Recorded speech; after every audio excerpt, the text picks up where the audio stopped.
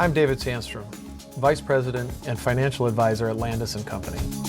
Dave, a lot of people save for retirement through tax-deferred accounts like IRAs and 401ks, which allows them to benefit from not having to pay taxes on the money they put into the account, but they have to take the money out of the account, and that's when it's taxed. And I want to talk to you today about those distributions, the required minimum distributions.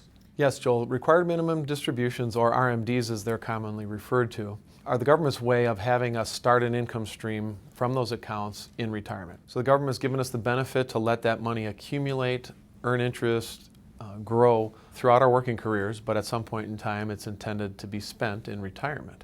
And 7.5 is the year in which they require those distributions to start. Specifically, your first distribution is due to be out by April 1st of the year following the year you turn 70.5. And then after that, subsequent years, it just has to be out by the end of each calendar year. And keep in mind that those distributions, every dollar that comes out, will be treated as taxable income. Or what? What happens if you don't take that required minimum distribution? Penalties are stiff, Joel. The IRS will impose a 50% penalty on any amount that isn't taken out. So if you had to take out $1,000 and you didn't, in addition to the taxes that you're going to have to pay on that, the IRS is going to ask you for another $500.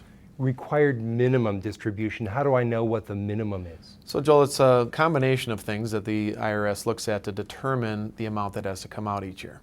Number one is going to be basic life expectancy calculation, and then of course the other one is the balance that is in those retirement accounts. In effect, what you're doing is you're taking the amount of years that you have estimated to live and you divide that into the balance of your IRA or your 401k.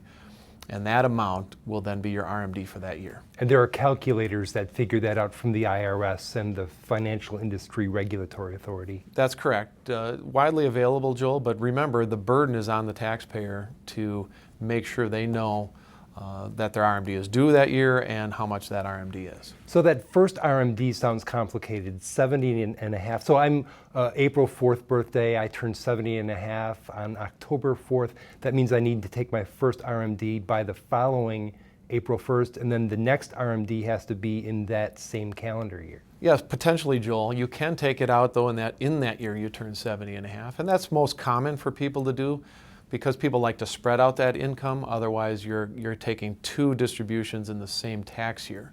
But I would recommend that you consult a tax professional on that, because there are instances where you may benefit from doubling up in that second year versus taking it in across 2 years. What about subsequent RMDs? Are there certain strategies to take for those? You know, I think it's going to be different for everyone, Joel. It's very important to look at the big picture and plan ahead.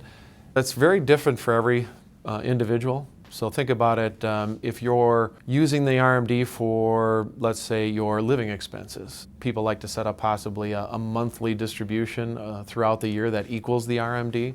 Other people who maybe don't need the money for living expenses might wait till the end of the year in the hopes that they'll maximize the growth of the money. Some people who don't need it at all will take it out and just transfer that money into a non-qualified taxable investment account to keep it growing. Keep in mind that you're still responsible for the taxes in that situation.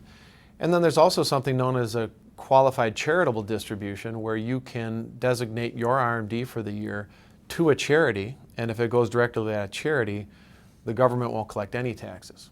Now, I'm not turning 70.5 this year. Why should I know about RMDs ahead of time? Well, Joel, it's just like anything. I think it's really important to plan ahead.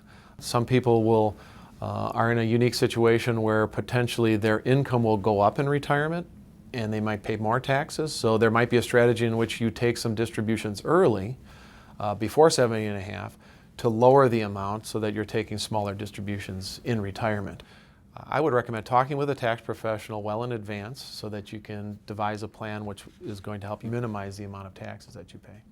So you talk about seeing tax professionals. This can get kind of complicated. We've got some links to more information. You can go to the irs.gov/RMD for more information. But is it so complicated that I shouldn't think about putting money into an IRA or a 401k? Joel, I wouldn't want to have anybody be deterred from using this. It's a very effective retirement planning tool. Tremendous advantage to let that money grow over long periods of time, tax deferred. So please don't take it as a fear or a concern.